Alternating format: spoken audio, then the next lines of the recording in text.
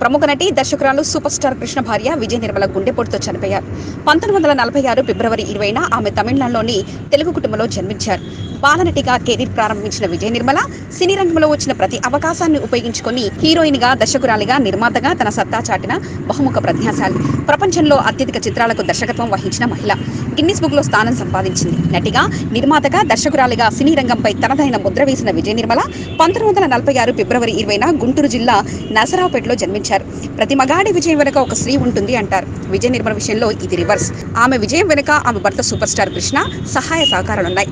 తొలిసారి బాపు దర్శకత్వంలో వచ్చిన సాక్షితో కలిసి నటించిన ఈ సినీ జంట ఆ తర్వాత 1969లో నిజ జీవితంలో వివాహ బంధంతో ఒకటయ్యారు.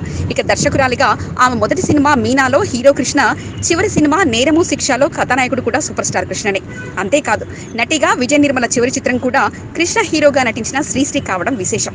చిన్నప్పటి నుంచి విజయ నిర్మలో చలాకితనం గమనించిన తల్లిదండ్రులు ఆమెకు నాట్యంలో శిక్షణ ఇప్పించారు. ఆ తర్వాత అక్కడి రాజాగారి విక్టోరియా కోటలో నృత్య ప్రదర్శన ఇచ్చి రాజావారి మెప్పును సంపాదించారు.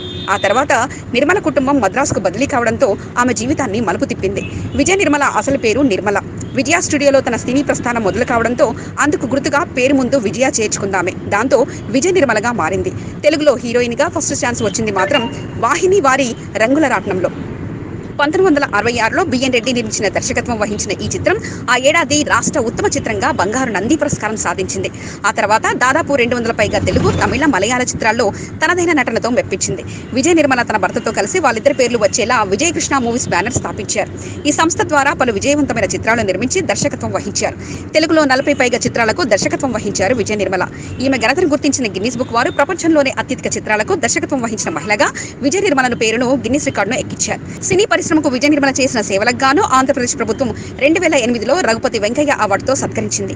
సామాన్య నటిగా సినీ పరిశ్రమలోకి వచ్చిన నిర్మాతగా, దర్శకురాలుగా ఆల్ రౌండ్ పెర్ఫార్మెన్స్ చేసిన అరుదైన మహిళ విజయ నిర్మల.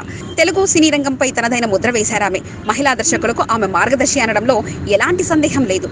ఆమె మరణం తెలుగు సినీ పరిశ్రమకు తీరని లోటు.